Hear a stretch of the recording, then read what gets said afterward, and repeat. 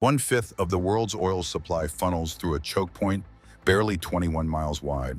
A single missile, a single mine, a single geopolitical miscalculation, and the global economy chokes. For decades, nations dependent on this narrow corridor lived with that nightmare.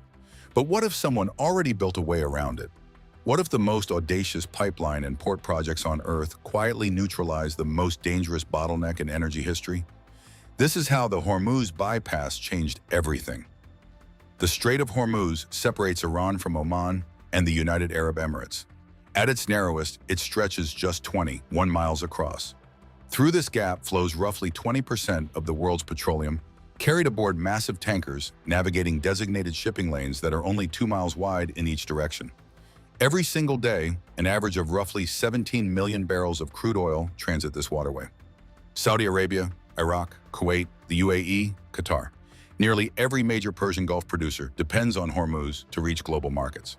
If conflict erupts, if Iran deploys naval mines or anti-ship missiles, tanker traffic halts, oil prices spike, economies buckle. The 1980s tanker war proved this wasn't theoretical. During that conflict, both Iran and Iraq attacked commercial shipping, and global insurance premiums skyrocketed. Hormuz isn't just a geographic feature, it's a vulnerability encoded into the DNA of modern civilization. By the early 2000s, tensions in the Persian Gulf were intensifying. Iran repeatedly threatened to close the strait in retaliation for sanctions and military provocations. The 2003 Iraq War destabilized the entire region. Gulf states watched their single point of failure grow more fragile by the year. Saudi Arabia and the UAE recognized that diversification wasn't optional, it was existential. They needed alternative export routes that bypassed Hormuz entirely. Pipelines and ports that could keep oil flowing even if the strait became a war zone. The economic math was staggering. Any sustained closure could remove millions of barrels from daily supply, potentially doubling oil prices within weeks.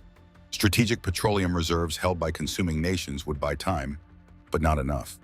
The producers themselves had to engineer a physical detour around the most dangerous waterway on the planet. The United Arab Emirates moved first with a project of extraordinary ambition. The Abu Dhabi crude oil pipeline, also known as the Habshan-Fujairah pipeline, was designed to transport crude from the Habshan oil fields in Abu Dhabi's interior directly to the port of Fujairah on the Gulf of Oman, completely bypassing the Strait of Hormuz. Construction began in earnest, carving a pipeline corridor roughly 230 miles through some of the most punishing desert terrain on Earth. The pipeline stretches 40 to 8 inches in diameter, one of the largest crude oil pipelines in the region. Its capacity reaches approximately 1.5 million barrels per day, which represents a significant portion of the UAE's total crude output. The engineering challenges were immense. Crews worked through extreme heat, crossing sand dunes and rocky terrain to lay pipe that had to withstand enormous internal pressures. Pumping stations along the route maintained flow across the distance, pushing heavy crude from the Abu Dhabi interior to the Indian Ocean coast. When the pipeline became operational, it gave the UAE something no amount of military hardware could provide: strategic independence from Hormuz. Fujairah, sitting on the open waters of the Gulf of Oman, allows tankers to load crude without ever entering the strait. The port itself underwent massive expansion to accommodate the increased traffic, with new storage terminals and deep-water berths capable of handling the largest tanker classes in the world. Saudi Arabia pursued its own bypass strategy on an even grander scale. The East-West pipeline, also called the petroleum, runs from the oil-rich eastern province all the way across the Arabian Peninsula to the Red Sea port of Yanbu. This pipeline spans roughly 746 miles, crossing vast stretches of desert. The system has a capacity of approximately 5 million barrels per day, though it typically operates below maximum to allow flexibility during crises. A parallel natural gas liquids pipeline, the East-West NGL system, follows a similar route. Together, these pipelines give Saudi Aramco the ability to divert enormous volumes of crude away from the Persian Gulf entirely. Yanbu's terminal on the Red Sea opens direct shipping routes to Europe, North Africa, and the Americas through the Suez Canal, all without a single tanker approaching the Strait of Hormuz. Saudi Arabia essentially built a transcontinental insurance policy, an engineering solution to a geopolitical problem that diplomacy alone could never fully resolve. Fujairah's transformation from a quiet coastal emirate to a global energy hub represents one of the most remarkable port developments in modern history. Before the pipeline arrived, Fujairah was a minor player in the oil trade. After, it became the second largest bunkering hub in the world, trailing only Singapore. The port complex expanded to include massive crude storage facilities, refined product terminals, and liquefied natural gas infrastructure. Its strategic position on the Gulf of Oman means tankers can load and depart directly into the Indian Ocean, accessing Asian markets without navigating contested waters. Fujairah also became a critical bunkering stop for vessels transiting between Asia and Europe. The infrastructure investment ran into billions of dollars, but the strategic dividend was incalculable. Fujairah demonstrated that bypassing a choke point isn't just about pipelines. It requires an entire ecosystem of storage, loading, logistics, and maritime infrastructure operating in concert. The bypass infrastructure fundamentally altered the balance of power in the Persian Gulf. Iran's threat to close Hormuz, once capable of paralyzing global energy markets, lost much of its potency.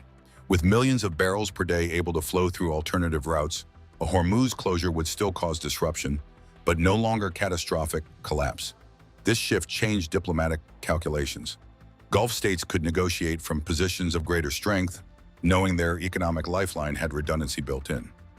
The United States, which had long maintained a massive naval presence in the Gulf partly to guarantee freedom of navigation, gained additional strategic flexibility. Insurance markets reflected the change as well.